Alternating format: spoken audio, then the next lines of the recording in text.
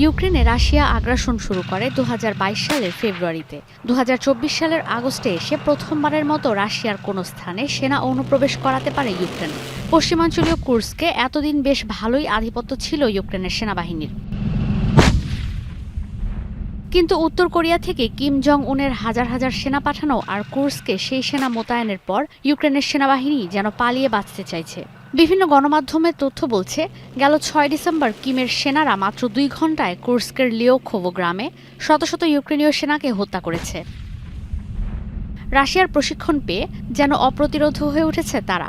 মাত্র ২ ঘণ্টার যুদ্ধে পুরো গ্রাম ইউক্রেনের সেনাদের কাছ থেকে দখলে নিয়েছে উত্তর কোরিয়ার সেনারা। আরও রোমহর্ষক তথ্য, এই অভিযানে কাউকে বন্দী করে নেওয়া হয়নি। একরকম হারিকেনের মতো হামলা চালিয়ে সব সেনাদের মেরে ফেলা হয়েছে।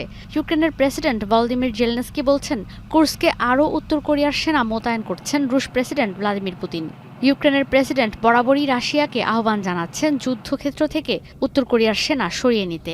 Дорогі українці, українки, сьогодні вже є попередні дані про те, що росіяни почали застосовувати в штурмах солдатів з Північної Кореї. Помітну кількість. Росіяни включають їх у зведені підрозділи та використовують в операціях у районах.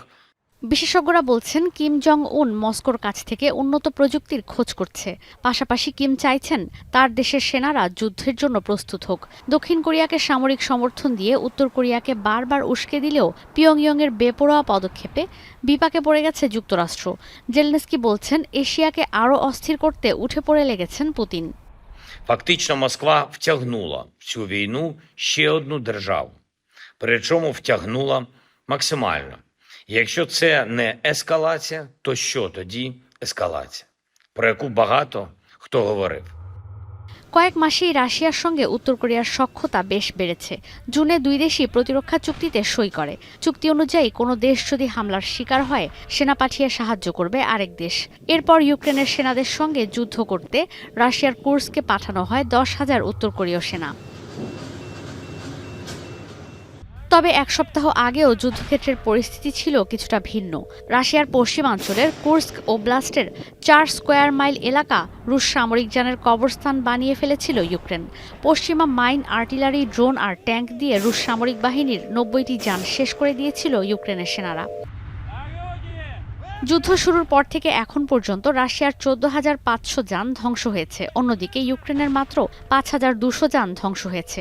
কিন্তু কুর্স্কে প্রায় ৯০টি সামরিক যান ধ্বংসকে গুরুত্বের সঙ্গে দেখছে রাশিয়া। একসঙ্গে অঞ্চলটির সব যুদ্ধযান ধ্বংসের কারণে মস্কোর বড় ক্ষতি হয়ে গেছে।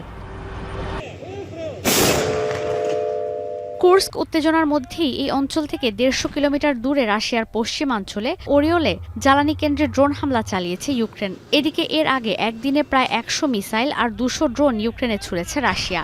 বেশিরভাগই পশ্চিমা আকাশ প্রতিরক্ষা ব্যবস্থা দিয়ে ভূপাতিত করার দাবি করেছে কিয়েভ। ঈশিতা ব্রহ্ম, এখন বিশ্ব।